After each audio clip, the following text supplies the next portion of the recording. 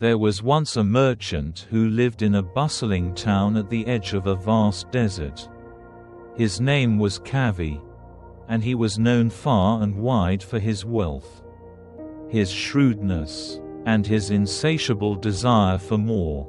Kavi's shop was filled with treasures from distant lands, silks, spices, jewels, and rare artifacts, yet no matter how much he acquired, he felt an emptiness within him that no amount of gold could fill. One day, as he sat in his shop counting his coins, an old monk wandered in, his robes tattered, his face weathered by the sun. The monk carried nothing but a small wooden bowl and a walking stick. Kavi, annoyed by the interruption, waved him away. "I have no time for beggars," he said, but the monk did not leave. Instead, he smiled and said, "I have come to offer you something far greater than what you possess." Kavi laughed. "And what could a man like you possibly offer me?" The monk replied, "Freedom." Kavi was intrigued, though he tried to hide it. "Freedom? I am already free. I have wealth, power, and the respect of everyone in this town. What more could I need?" The monk's eyes sparkled with a quiet wisdom. "You are bound by your possessions, not freed by them. Come with me, and I will show you what true freedom looks like." Kavi hesitated. He had never left his shop for more than a day, and the thought of venturing into the unknown filled him with unease. But something in the monk's voice stirred a longing he could not ignore. Against his better judgment, he agreed. The two set out into the desert, the monk walking steadily ahead, Kavi trailing behind, his mind racing with doubts. "What am I doing?" he muttered to himself. "This is madness. I have a business to run, a reputation to uphold. What if I lose everything?" The monk, as if hearing his thoughts, turned and said, "What is everything, Kavi? Is it the coins in your chest, the silks on your shelves, or the fear in your heart?" Kavi had no answer. They walked for hours, the sun beating down mercilessly, the sand shifting beneath their feet. Kavi grew weary, his throat parched, his legs aching. He began to regret his decision. "This is a fool's errand," he said. "I should turn back." But the monk simply pointed to the horizon. "Look," he said. "What do you see?" Kavi squinted. "Nothing, just sand and sky." The monk nodded. "Exactly, emptiness. And yet, within that emptiness lies everything."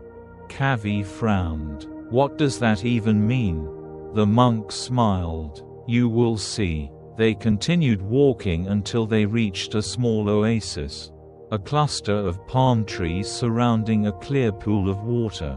The monk sat down by the water's edge and gestured for Kavi to join him. "Drink," he said. Kavi cupped the water in his hands and drank deeply.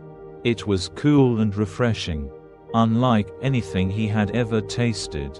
For a moment, he forgot his worries, his fears, his endless striving. He felt at peace. The monk watched him quietly, then said, "Tell me, Kavi, what do you feel?" Kavi thought for a moment. "I feel content. For the first time in years. I feel content." The monk nodded. "And what has changed?" "You are still the same man.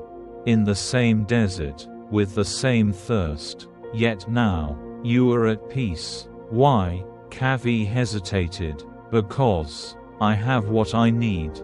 The monk smiled. "Exactly. You have what you need.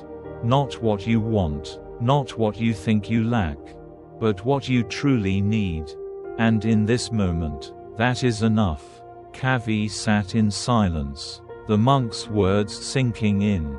He thought of his shop, his treasures, his endless pursuit of more.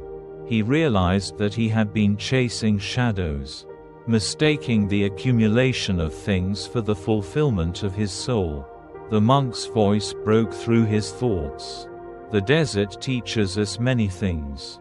Kavi. It teaches us that life is fleeting, that the things we cling to are as transient as the shifting sands. But it also teaches us that within emptiness, there is abundance, within stillness, there is movement, and within letting go, there is freedom. Kavi looked at the monk. His eyes filled with a mixture of gratitude and sorrow. "I have wasted so much time," he said. The monk shook his head. "Time is never wasted if it leads you to understanding. You have taken the first step. The rest is up to you." As the sun set, painting the sky in hues of orange and gold, Kavi and the monk sat by the oasis, the silence between them speaking louder than words. Kavi felt a profound shift within him, a release of something he had carried for far too long. He did not know what the future held, but for the first time, he was not afraid. The monk stood and began to walk away.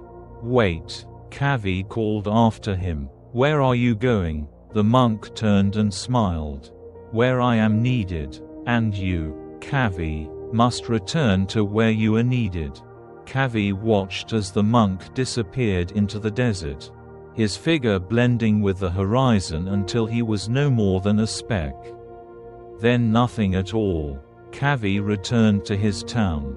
But he was not the same man who had left. He sold his shop, gave away his treasures, and used his wealth to help those in need.